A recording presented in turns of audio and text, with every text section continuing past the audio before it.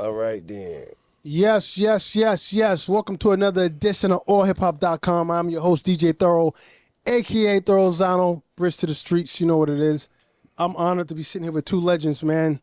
Introduce yourselves. It's your boy Young Dro, man. Yeah, T-I-P, K-I-N-G. K-I-N-G. You know, I like to go right into it. Mr. Tip. What's up, man? You got 2 albums coming out. Yeah. Kiss the King. That's right. And Kill the King. Right. Let's elaborate on those titles. Yeah, man. So one, I'm gonna dedicate to my female fans, man. It's been an illustrious ride. Kiss the King is definitely for the female. For the female. Just making sure. That's definitely for the females. Okay. And Kill the King is actually, that's more, I guess, aggressive nature. It's really a story. So when I first called myself the King of the South, I went and asked everybody, that I respected, that I had access to. Right. I went and asked them, like for their blessings, as Big Boy from Outkast, as 3000, CeeLo, Cujo, Timo, and Gil, as 8Ball, MJG, as Bun B, and Scarface. Yeah, so I asked all of them, just how they felt about it, what they thought about it, and all of them, for the most part, right, gave me their blessing, like, hell yeah, go ahead. Okay. I remember Scarface say, man, shit, hell yeah, go ahead. I don't want to be king. You can have it. Right. And then as I asked 3000, he hit me with, what does it really mean to be king? Like that. Right. And Big Boy said, all right, now, be careful what you ask for, because the king now, you're going to put the target on your back. The king is the target. Right. Because you can't be looking for no favors. Ain't nobody going to be trying to help you out with nothing, So, you know what I'm saying? Just be careful what you ask for. And I was like, yeah, but you straight, though, right? As long as you ain't got no issue, I don't give a damn about the rest of them. Right. And I really, it took me later on in life to really understand what he was telling me. Right. He was telling me that I was really, probably asking myself or causing myself to have more anguish than necessary. Right. Just because, they say chess is a game of life, and in chess, the object is to kill the king. Kill the king. And so after all that time, it's about killing the king.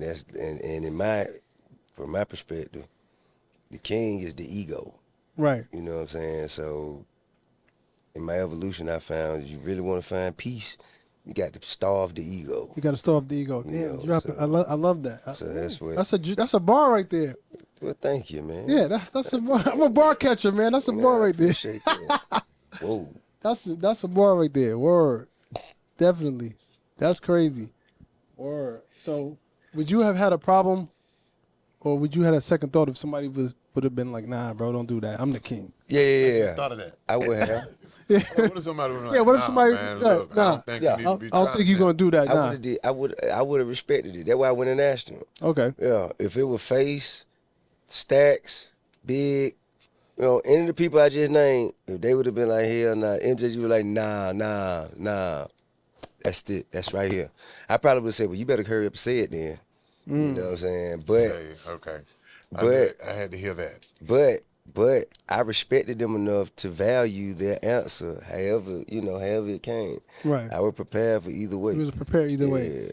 Right. So you had already made your mind up. You was gonna deal with it regardless. No, I wasn't. Nah, man. Like I said, these are like, to me, I consider them like, they were like my mentors before I even met them. You know what I mean? Right. They didn't know they were my mentor, but I had been studying their shit. They had goddamn, they had, how can I say, accompanied me through some of my toughest nights and walked me through some treacherous moments.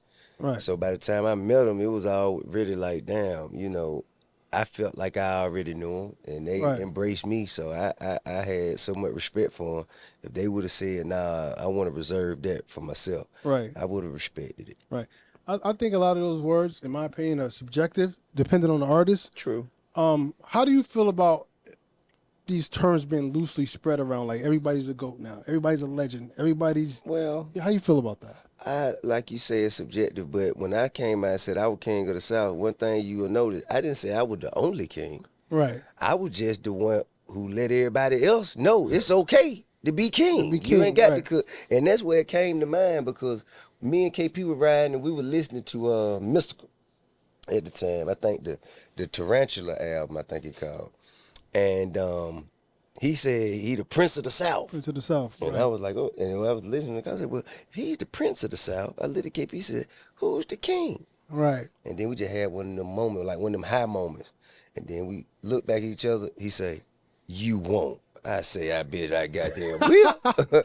And when we went to the studio that night, that when I was recording, I was on the way to the studio to record that verse with that song Beanie Siegel, 2 Glock 9s for the Shaft soundtrack. And that was the first time, you know what I'm saying, where I put it out there that I was the king. Right. And I never really felt any way about it until I started saying that I can't say it. Right.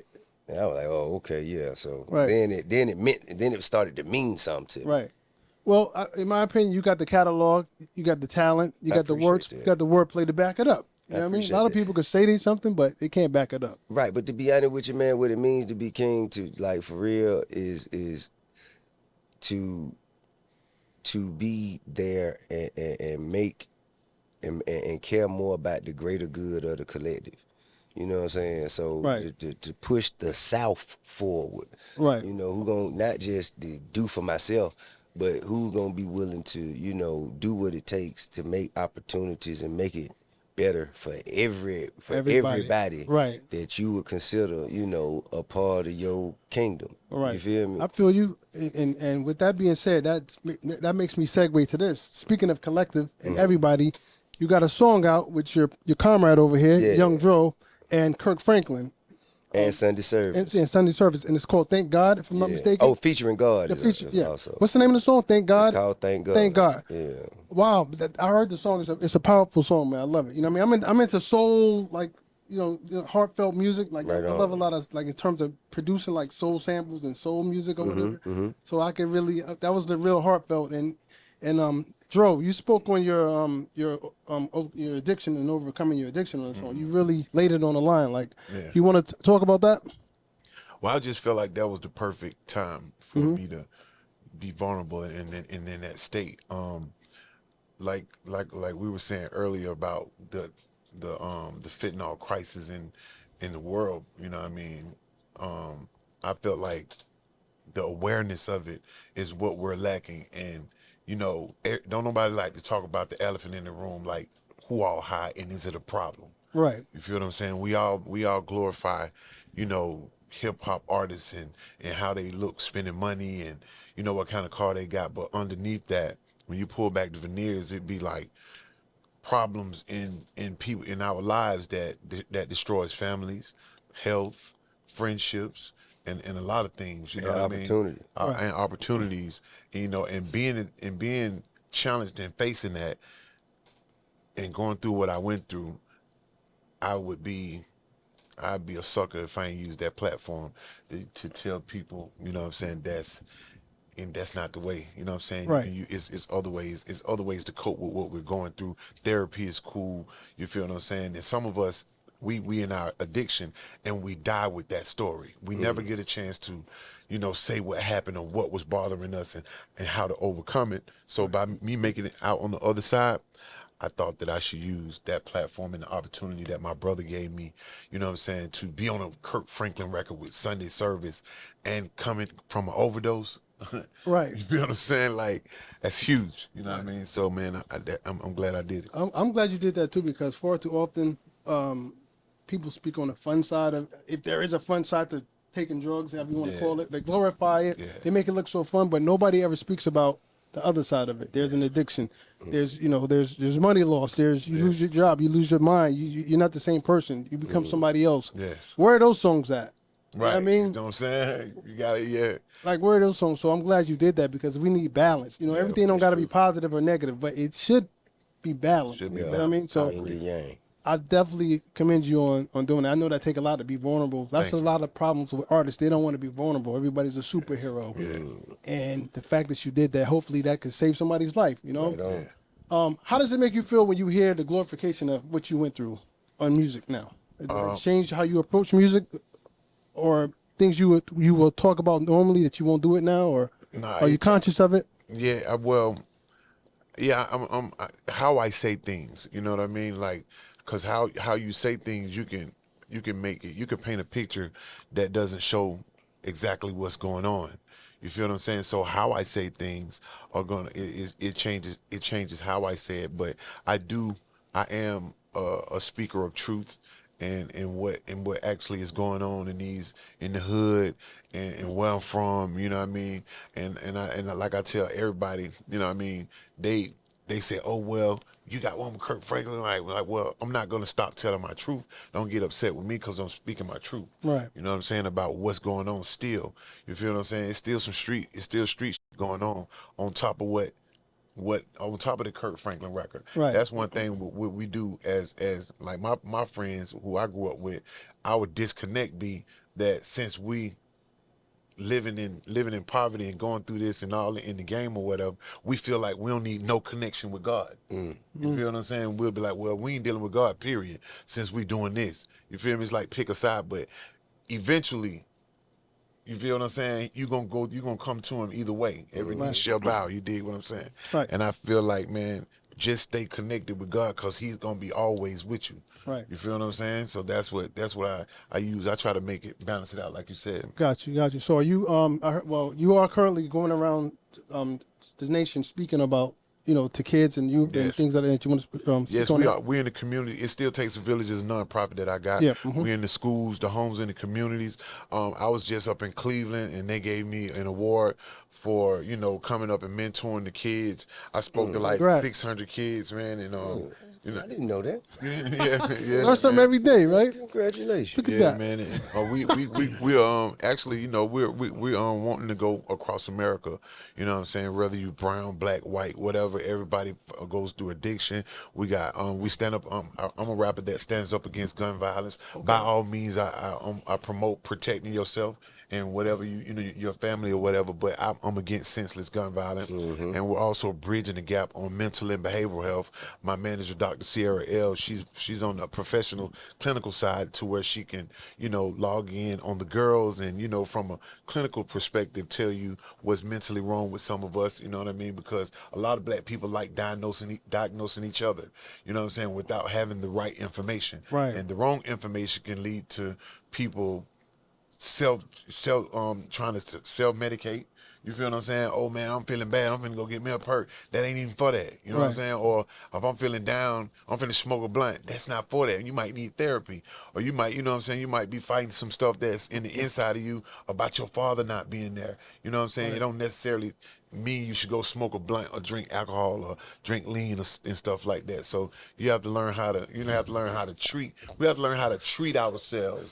You feel what I'm saying? And no shade, cause I'm gonna keep it a buck. I don't know what I would have did if I ain't have drugs to pad what I was going through in my head. I probably would have killed myself, and I contemplated that a lot. You know what I'm saying? And so to tell you that that drugs that I would have known what to do without drugs, I wouldn't have known what to do without drugs. You know what I'm saying? So I'm glad I went to the rehab and therapy That's deep. and got it all out. That's deep. I like teachable moments, especially on platforms like this. Do you remember what led you to even start initiating and taking drugs? Like, was it the end thing to do? Was it peer pressure? What led you to even start doing that? I can name one thing. When I got shot at the age of 15, I got shot in my back, so I had to wear like a colostomy bag, a shit bag when I went to the hospital and stuff. And I was introduced to Demerol. Okay. And when I was in the hospital taking Demerol, I kind of got addicted to it in there.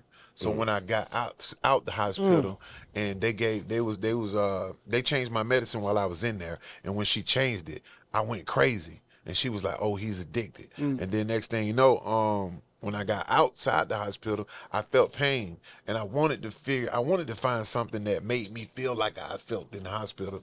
And once I found ecstasy, cocaine, pills, Molly, all that stuff kind of like made me feel like that, and it became an addiction. Wow. Okay, that's deep. Is there anything? I don't know if it's like in terms of when hospitals give you this stuff. dude, is there a disclaimer like when you take this stuff? A disclaimer. It's almost like a double-edged sword. No, but what I'm saying is that are the hospitals partly to blame for giving you this dangerous medicine that's very addictive? Is there another alternative to? No, what I can't fault them with is to your recovery. No one was there at that age to receive me when I got out the hospital because I ain't have insurance and stuff like that. You feel what I'm saying? So when I got out, in hindsight, I should have had somebody there to say, hey, look, whatever you was going through, like therapy and stuff like that, somebody that could talk to me and let me know. So that I probably could have related that, hey, look, man, I took something in there that I want to take again. You feel me? That I'm looking for after that, at the age of 15. You feel what I'm saying? But it wasn't no support there. It wasn't no help there for when I got out. You know what I mean? It's like aftercare. You know what I'm saying?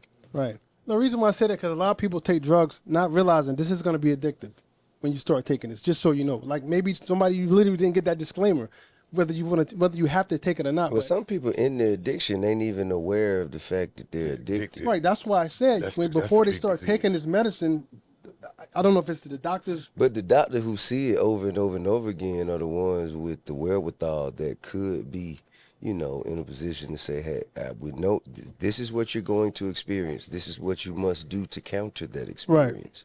Right. You know what I mean? And not to put it on doctors because, of course, doctors are there to save lives. And a lot of us wouldn't be here if not for doctors. Right. But the harsh truth is, it's a lot of money.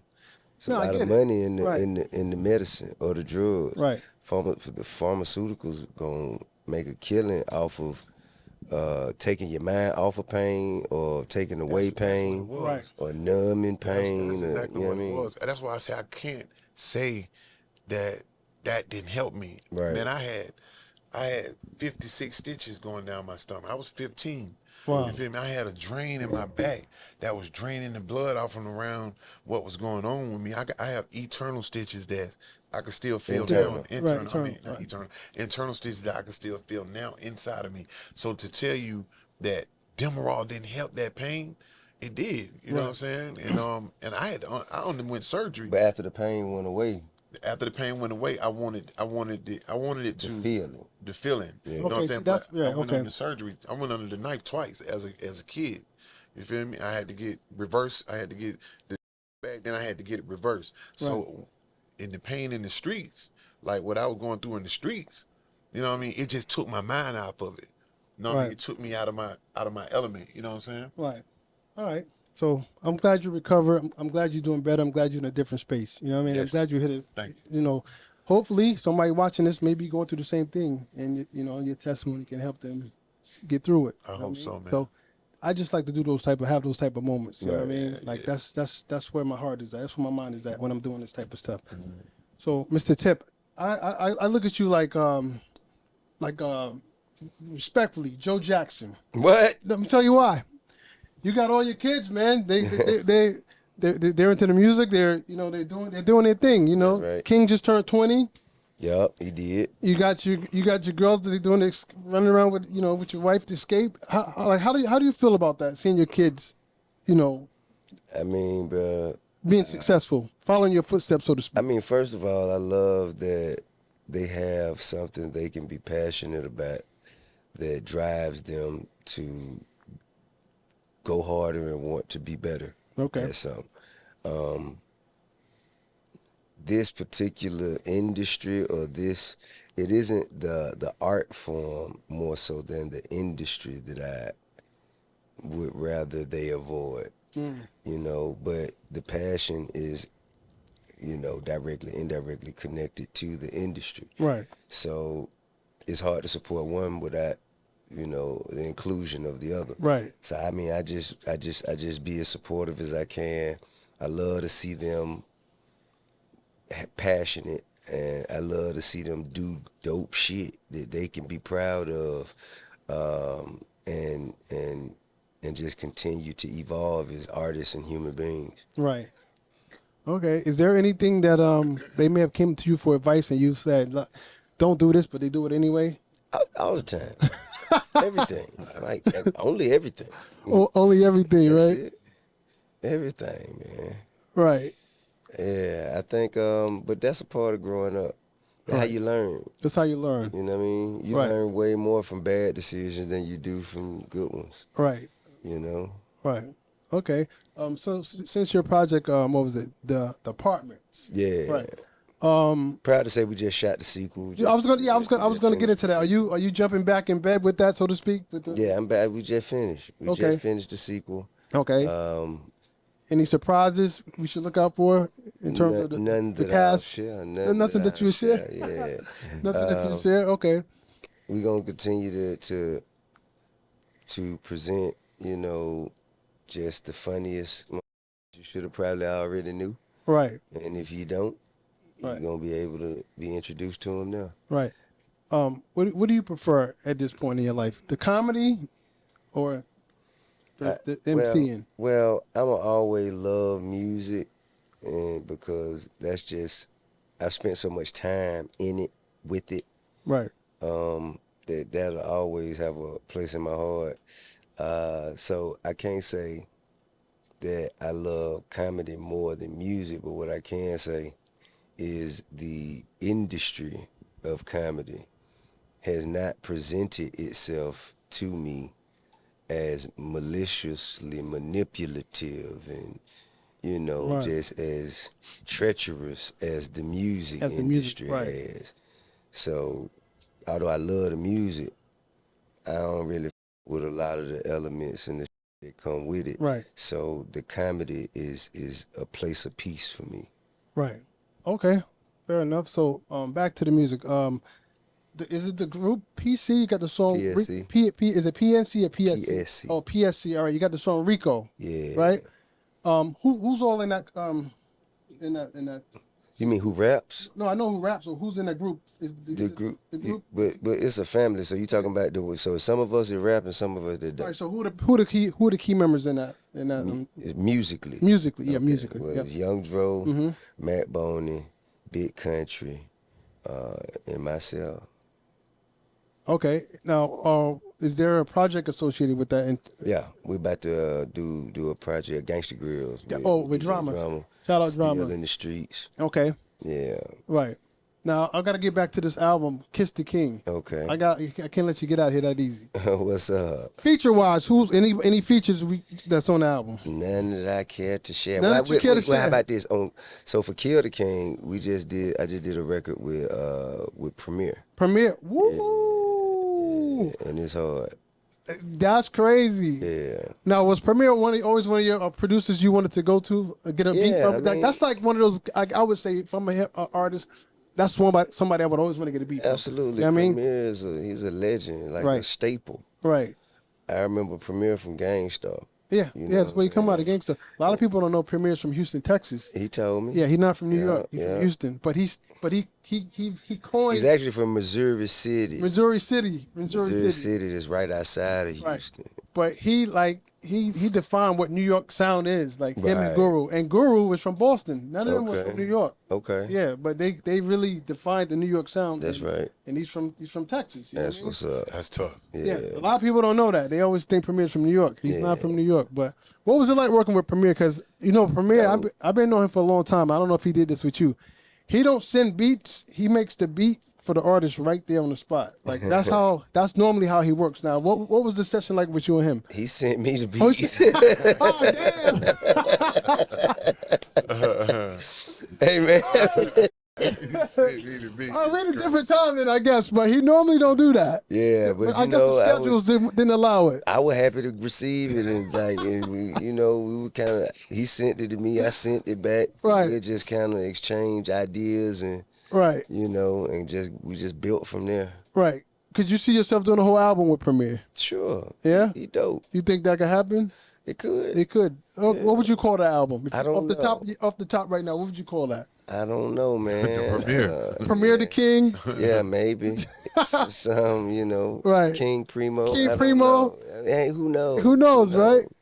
All right. So now that's the Kiss the Ring. Kill the King. Well, see, the premiere song will probably be on Kill the King. It was Kill the King. Okay. Kiss the King is, like I said, it's for the dedicated ladies. to my female. It's for the ladies. Yeah. All right, I'm not mad at that. Why did you want to separate the two? Why not put an A side, B side? I just got so much. I got so much. You got so much music. I got so much music that I'm trying to put out there, and these will be my final installments. And so I just want to make sure I have enough room to stretch out. Right. Out of all the producers you work with, I'm got to put you on the spot. Who's your favorite producer to work with? Well, my son. Your son? Okay, my so you can do that. Yeah, I guess I did just now. You just did it. Yeah. So my son, I did a record called Family Connect, and my son, Messiah, also known as Buddy Red, produced the record, and it features my son, Damani. Damani, all right. Shout out to Damani. Yo, Dro, real quick. I'm a fashion guy. I'm New York City born and raised, right? Let's talk about this Polo. You still a Polo king? You still into it? Still Ralph Lauren, man. You still Ralph Lauren? Yes, indeedy, man. Okay. I feel like players only live once. You dig what I'm saying? Right. And to have a brand that I stuck with for this long, you know what I mean? Ain't going nowhere. Now, I want to know, did Ralph cut us a check yet, man? Because we've been giving Ralph a lot of money, man. At first, We've been giving Ralph, everybody been giving Ralph a lot of money. At first, I felt like it was just a way of living, like, you know what I mean? That's just was my preference. But, right. Since everybody been talking about it, we'll look into it. We'll look into it? Yeah. Now, are you familiar with Thurston Howell? I've heard of that name. He's from the Low Lives. Yeah, I heard of Thurston. Yeah. I would say you and him, in terms of the North, the South for Polo, you guys should get together and do a record. Like, that'll be iconic. Dope. You know what I mean? Thurston Howell and Young Dro. Like, I'm open for it. Like, let's make that happen. Let's go, man. Thurston. Let's get it. Yeah, Thurston, come on, baby, let's get it. We're gonna make that happen, man. You know what I mean? So man. I know y'all got some more expensive, so I'm gonna let y'all get out of here. So we chilling for 3 more hours? All right, cool. So that's what it is. Frame of Ray, grab us a slice. A slice? Right. See if I can run up on me one of them Italian nicest stands. Right. That's what we do out here. That's what we do. So listen, before we get out of here, anything else you guys want to speak on and chop it up about before we go? Oh, man, I got a project coming out with Zaytoven called 10 Piece Hot. You know what I'm saying? Make sure y'all bring y'all blue cheese. Don't forget this Dro and Tip joint album, Dro Tip equal drip, man. Don't forget that. Okay. And this PSC thing is going to be huge with DJ Drummer. Yeah. Okay. I mean, Gangsta Grill. Man, I just told you we just shot Departments 2, man. So I'm in post-production with that. Okay. About to start filming my 3rd film as a director.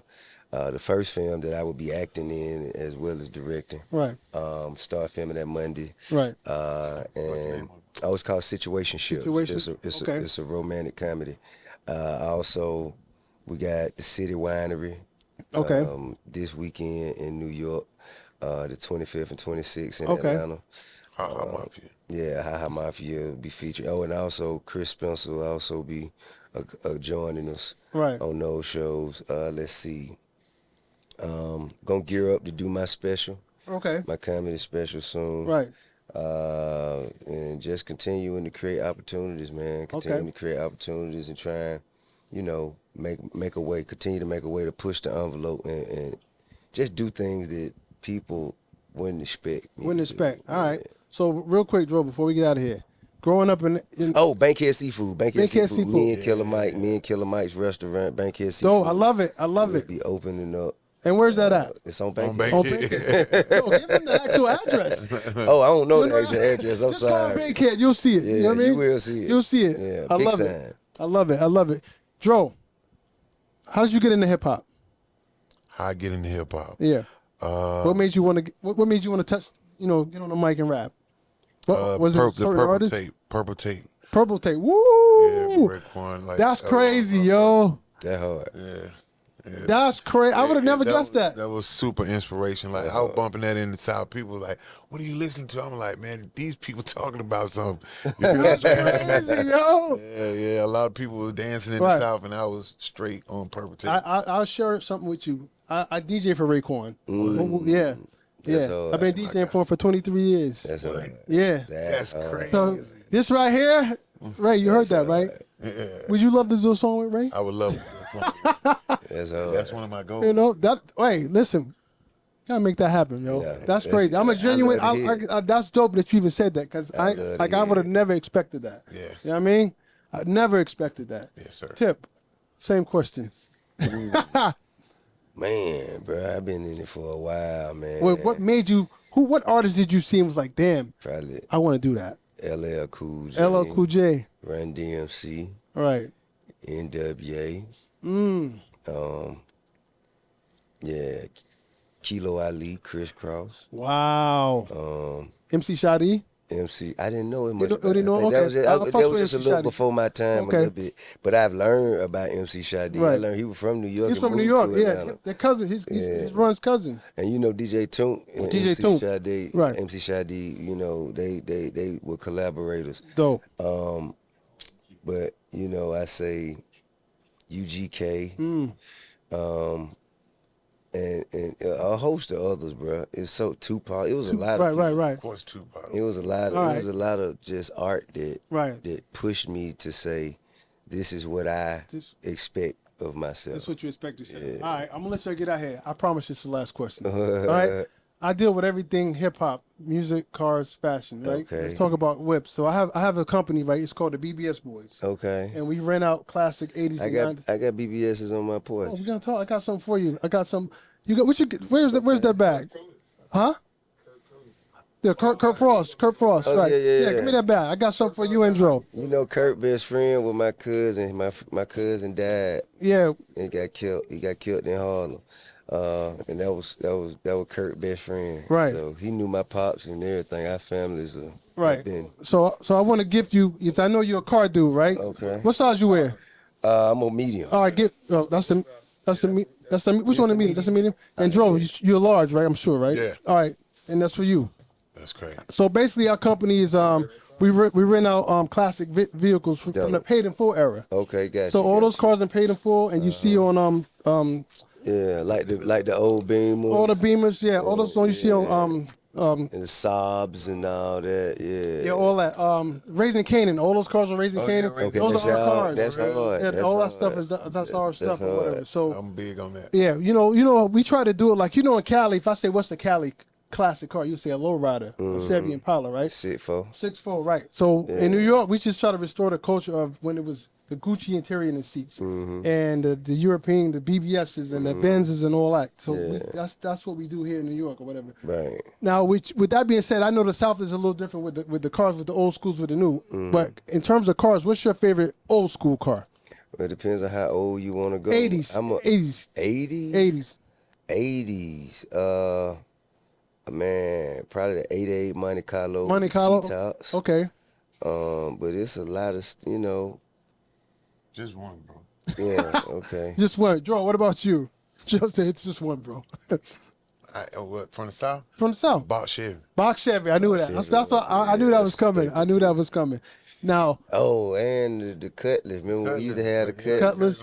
Okay. Yeah, so I was a little teenager, man. I had bought my mama a Cutlass, thinking I was gonna drive it. I ain't had no license or nothing, so I bought the Cutlass. Right. And me and Joe used to ride around the neighborhood in it. Right. Yeah. Okay. All right. Now new cars, and this is it. We out of here. New cars. What you prefer right now? Like, what's your thing right now? Black badge. Black badge. Yeah, that's a good one. Okay. Man. I know you got so many. You just But I mean, right now, man, I really love the my 911 Turbo. 911 S. Turbo. Okay. Yeah. All right. I love that. All right. And Dro, what about you? Black badge. Okay. Black badge is the road. That's the upper echelon of the Rolls Royce. Yeah, I know. I'm sorry. I was telling them. I wasn't talking to you. I was talking about the listeners. I was sorry. Excuse me, baby. I know you're putting on. Now I feel you. Nah, I'm fucking with you. Listen, man, I want to give both of you guys your flowers. Man, look at me like, what the fuck you think? You hear me say I DJ for Raekwon? Cut it out, Steph. Get some scissors and cut it out. Nah, but listen, man, I respect you guys, man. Love and thank you for respect. your contribution to hip hop, man. You guys are legends. Thank you for yours. I mean, thank you, Right man. on. So I wish you much success, and keep doing your thing, man. You're Man, inspiration to me, likewise. whether you know it or not. Man, appreciate You know it, what I mean? man. Both of you. Likewise. Both of you. You know what I mean? So that's what it is, man. Right. I go by the name of DJ Thorough. I'm Tip. Young Dro. And like always, when you see us, one knee us. That means get on one knee and kiss the ring. We out. You can use that. Okay.